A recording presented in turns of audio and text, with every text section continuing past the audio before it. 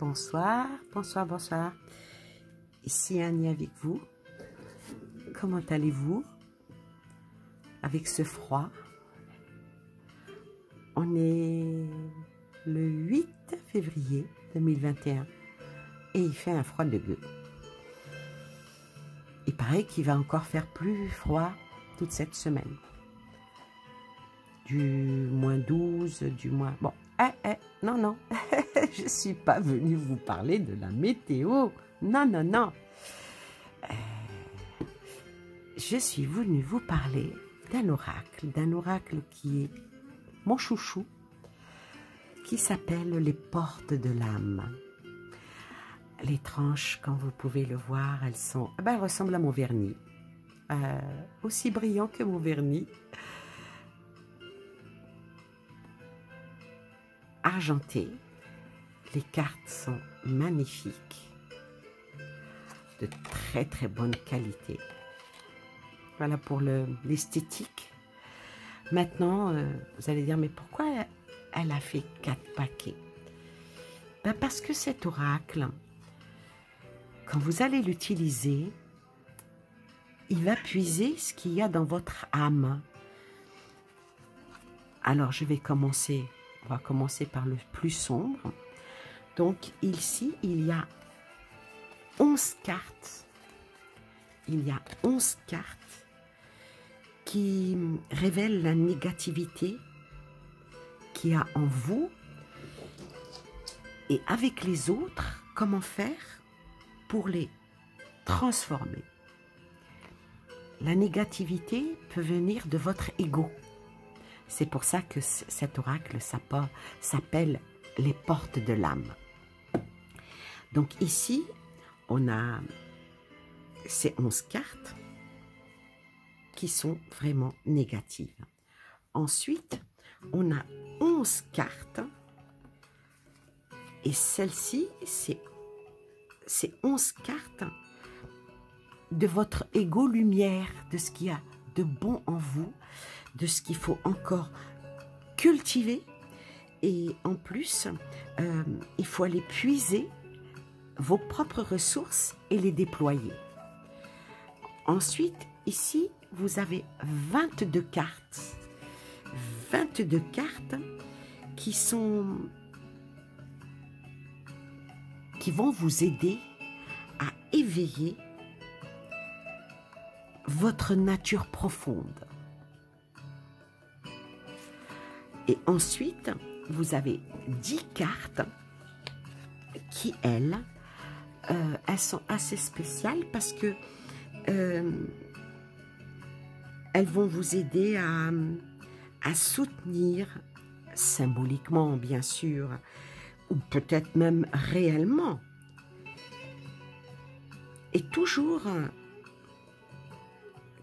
vous apporter une force et une sagesse. Alors, je vais commencer par les cartes sombres. Vous avez par exemple l'injustice. L'injustice, comme vous pouvez, je ne sais pas si on voit bien, on voit une poupée de chiffon dans un fond noir, entrelacée par des... enlacés ou enroulés, je ne sais pas comment vous pouvez l'appeler, par du fil de fer. Donc, est-ce que vous subissez une injustice ou est-ce que vous êtes tellement mal que vous faites vous-même votre injustice? Voilà comment que je perçois les cartes. Là, c'est pareil. Une culpabilité. Là aussi, c'est encore... elle est magnifique. C'est une belle poupée de dentelle. Mais, comme vous voyez, elle est éparpillée. Elle est éparpillée. Et on va dire que cette carte, elle invite à relâcher tous les remords comme les reproches, pour libérer sa propre force. Il y a aussi, en carte négative, le pessimisme. Être toujours pessimiste, ça n'emmène à rien. Et la perception de la réalité qu'on peut avoir, eh bien, il faut qu'elle cesse, enfin, pour éliminer tout ce qui est dans le négatif. Là aussi, c'est une empreinte émotionnelle. Une empreinte émotionnelle, toutes les émotions hein, sont créatrices, mais si on arrive à les canaliser et à supprimer les plus négatifs, là, on peut opérer un changement. La soumission. Alors, la soumission, là, c'est vraiment le négatif quand on puise dans son âme, parce que parfois on est soumis alors qu'on est très fort. Et parfois quand on est soumis, on se pose en victime. Ça peut être à double tranchant parce que des fois, certaines personnes se posent en victime pour atteindre leur but. Vous savez, on appelle ça les pleureuses.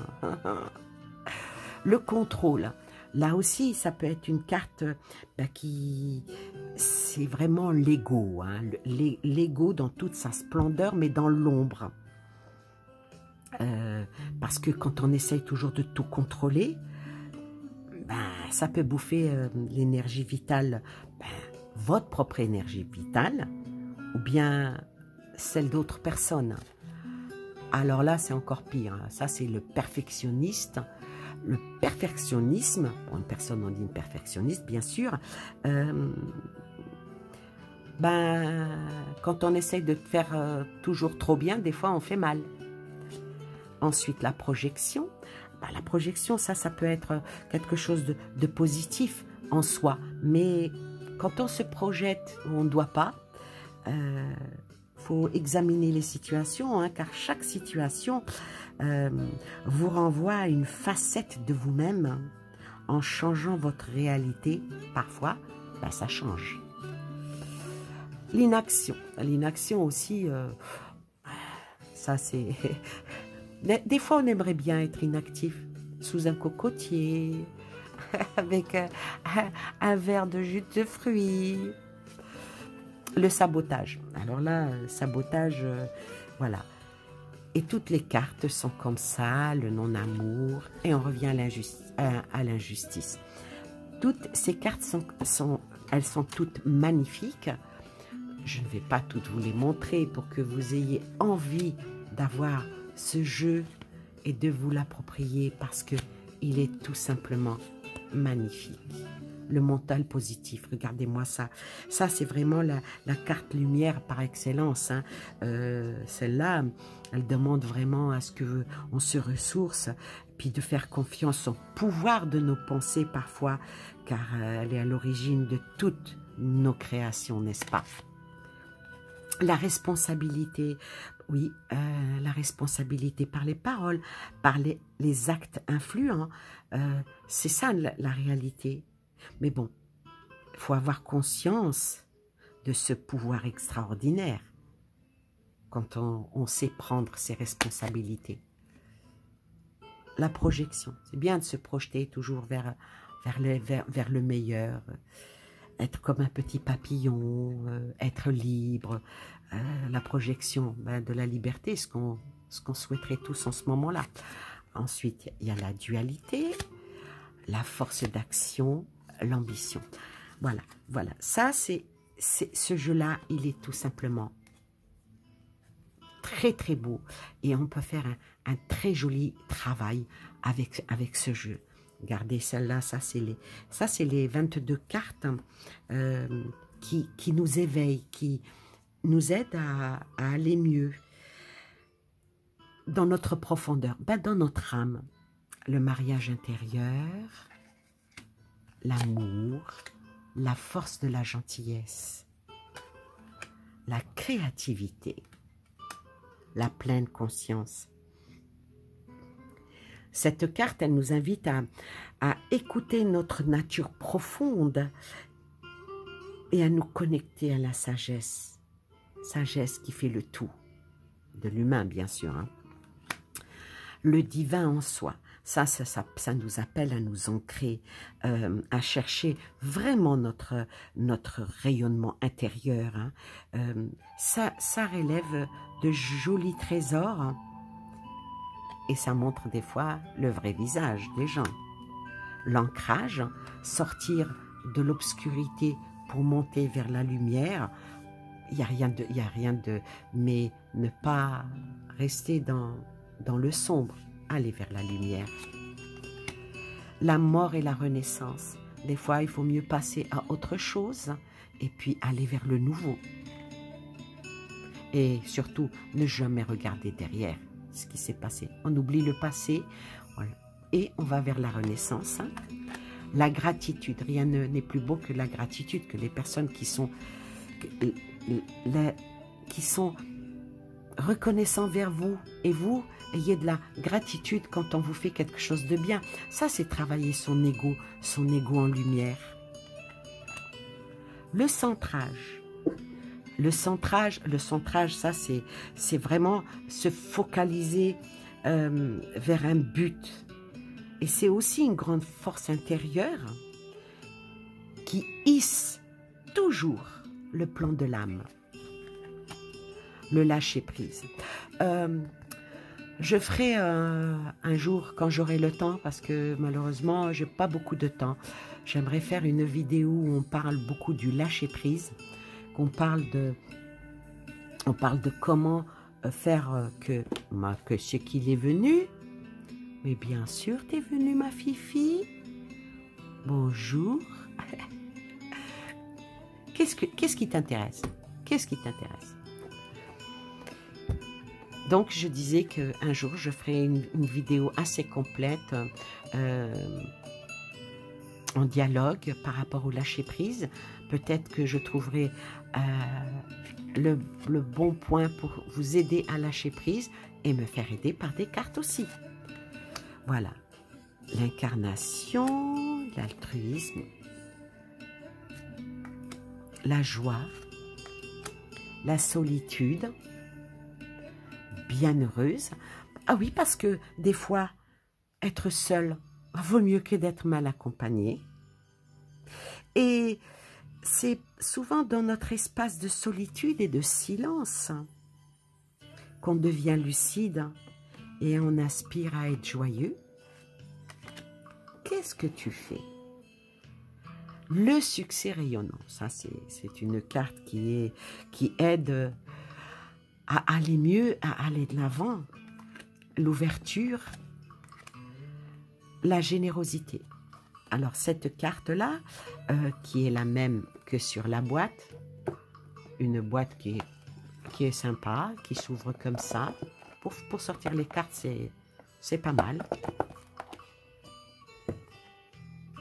Alors la générosité, elle nous montre, c'est bien de se montrer généreux, ça ouvre pas mal de voies, hein. Puis ça ouvre l'abondance, donner et on reçoit. Toujours le boomerang, dans tout d'ailleurs, le boomerang peut venir en tout. La communication du cœur. Ça, c'est pour aider à résoudre les petits problèmes amoureux. L'intuition. L'intuition, la réflexion, écouter sa petite voix. Et là, on est guidé par les synchronicités de la vie. La beauté. La beauté, des fois on dit « Oh, cette personne, qu'est-ce qu'elle est belle !» C'est pas la beauté extérieure qui est le plus importante, je crois, c'est la beauté intérieure. Mais faut-il aller la chercher? La sexualité sacrée. Faut vivre l'amour de son corps et l'âme offre un sentiment d'udicité. Et ensuite, il y a les 10 cartes aides qui aident peut-être par votre guide spirituel, que votre guide vous donne un conseil avec ces cartes-là. L'esprit de la nature, peut-être que ça peut aider votre âme en allant ben, se balader. Rien de plus beau que de se rapprocher de la nature. Ou bien vers une source de lumière, ou une source d'eau tout court, hein, ou une bonne douche froide. La sagesse, celle-là, elle aide à se stabiliser, à retrouver son équilibre par la sagesse. C'est pas mal. Ça devrait arriver un petit peu à ceux qui nous dirigent, un peu de sagesse. L'ange gardien. Ah oui, ben votre ange gardien, ben il est là, il vous protège, il vous couvre de ses ailes, il vous enveloppe d'amour et de sécurité. C'est bien de faire appel à son ange gardien. La magie, pourquoi pas? La magie des fleurs, la magie d'une musique, la magie d'un joli mot, la magie. On a tous dans notre âme un petit peu de magie. L'enfant intérieur, faut se relier parfois à soi-même, parce que des fois, qui ne sait pas parler à soi-même? Mais c'est pas possible, j'ai un grain, je parle toute seule. Non, non, on se parle, on parle à son enfant intérieur. Des fois, il faut chercher notre propre coach. On peut être notre propre coach ou bien se faire aider par un coach pour aller mieux. On appelle ça des psys. L'animal totem aussi. Parce que tout existe dans la nature, hein, et dans le monde animal aussi. Comme dans vous. Et la dernière, l'ami. L'ami qui vous aime, qui vous accepte dans tout ce que vous êtes, avec vos bons et mauvais côtés. Alors, ce jeu-là, pardon, ce jeu-là, il est de Vanessa Mielzarek. C'est 54 cartes. Il y a un petit livret qui est écrit tout petit. C'est bien de le lire pour se référer. Moi, j'aime bien laisser aux personnes qui achètent le jeu de découvrir un livre. Un livre, on le lit à sa guise, comme on veut. Il y a des mots d'auteur, il y a des tirages, j'aime bien découvrir le mystère des livres. Mais par contre, moi, ce que je vais vous faire là, je vais vous faire un petit tirage. Je vais vous faire un petit tirage. Hop là. Je vais vous faire un petit tirage. Donc, je vais faire 2 tas. Donc, je vais d'abord commencer par les cartes de l'ombre. Celle-ci. Posez ça ici. Alors, les cartes de l'ombre. Quelle est la part d'ombre qui est en vous, que vous devez travailler, soigner peut-être?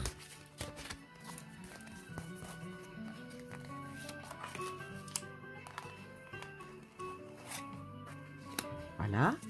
Ensuite, sur l'ombre, votre ego qui bouffe un petit peu, on va mettre une carte lumière.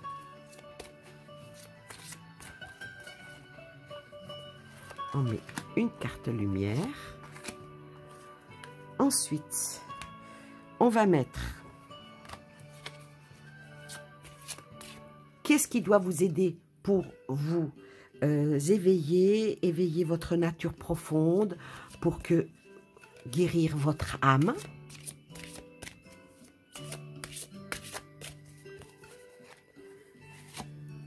Là, je vais en mettre 2.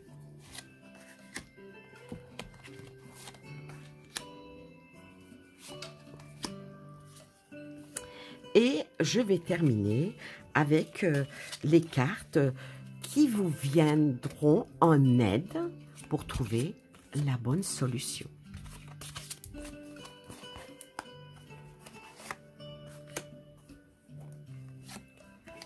Bon.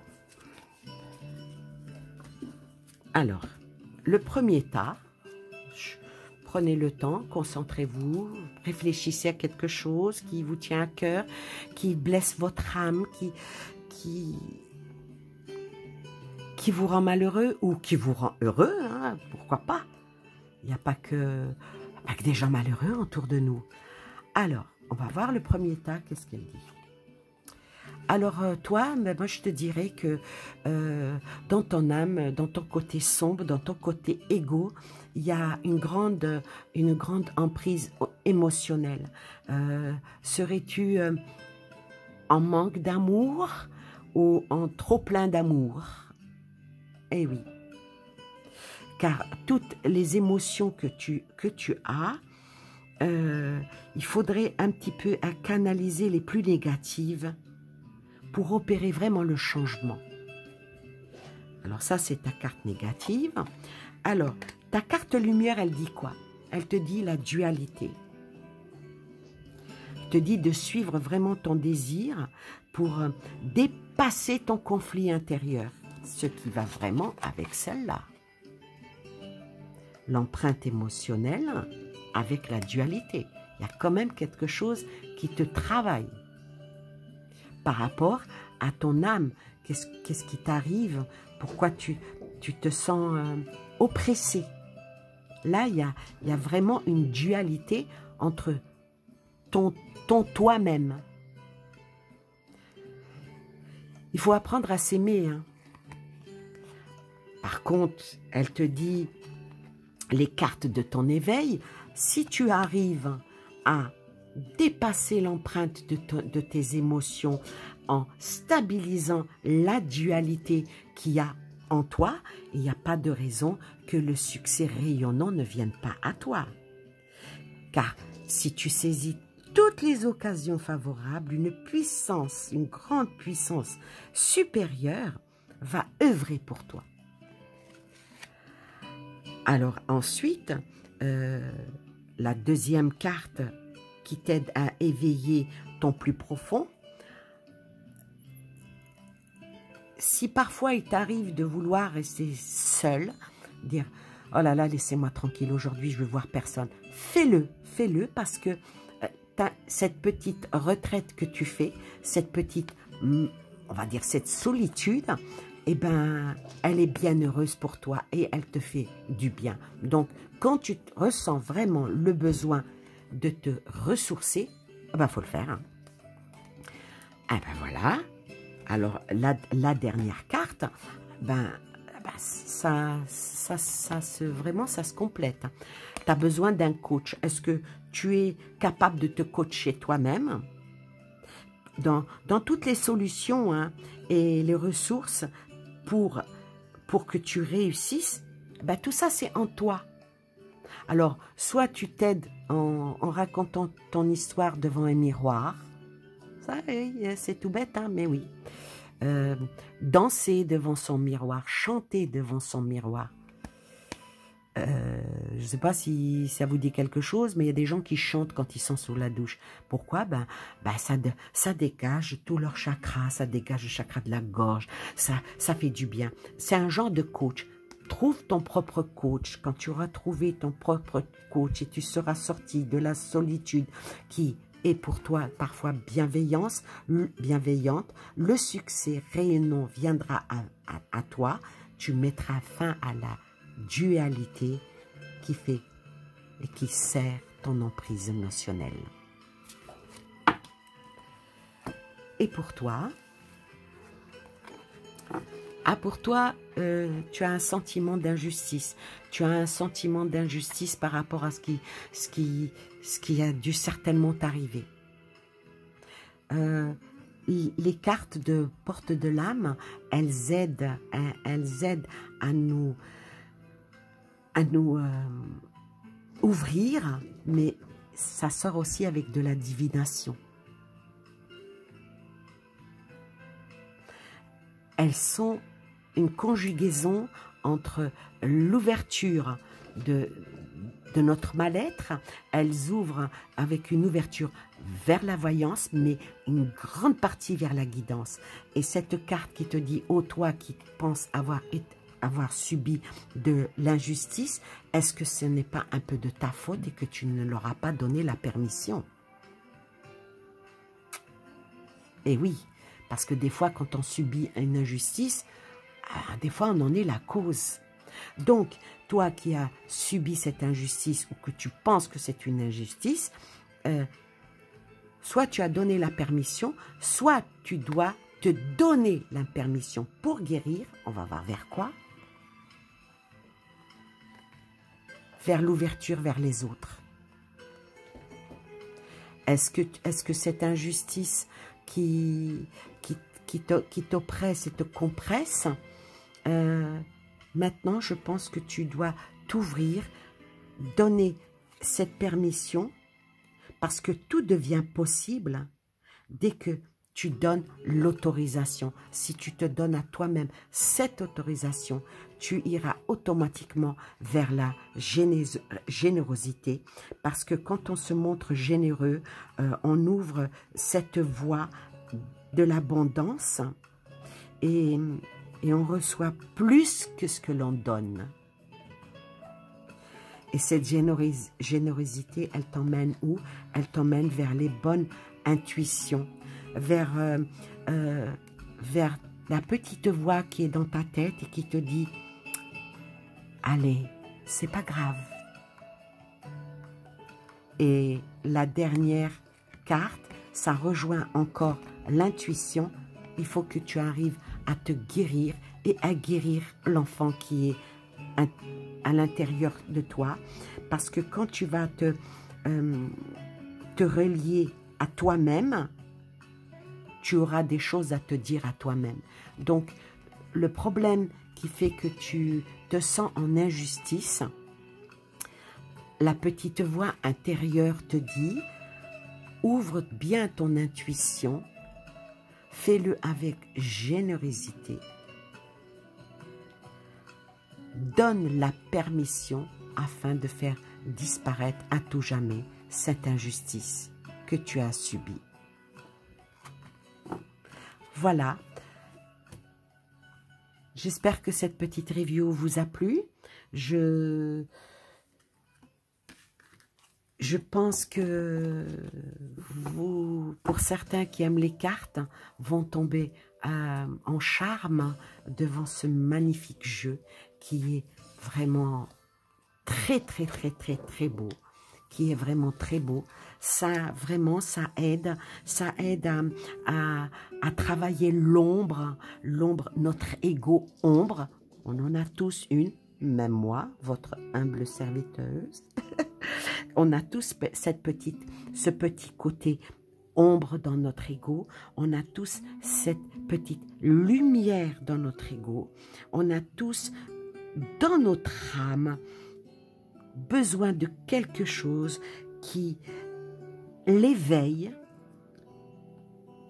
pour qu'on puisse faire sortir notre nature profonde. Et quand on arrive à trouver le bon soutien symbolique qui nous emmène vers une force, vers une sagesse, même si on ne guérit pas, on peut aller beaucoup mieux. Sur ce, je vous souhaite une très belle soirée. Je vous souhaite plein de belles choses à vous et aux vôtres. Et je vous dis au revoir, à bientôt. Merci beaucoup de me suivre. Vous me faites énormément plaisir. Rien n'est plus, on va dire, satisfaisant que quand on fait quelque chose comme ça et comme moi, avec passion, avec cœur, que on reçoit un simple merci. Bye bye.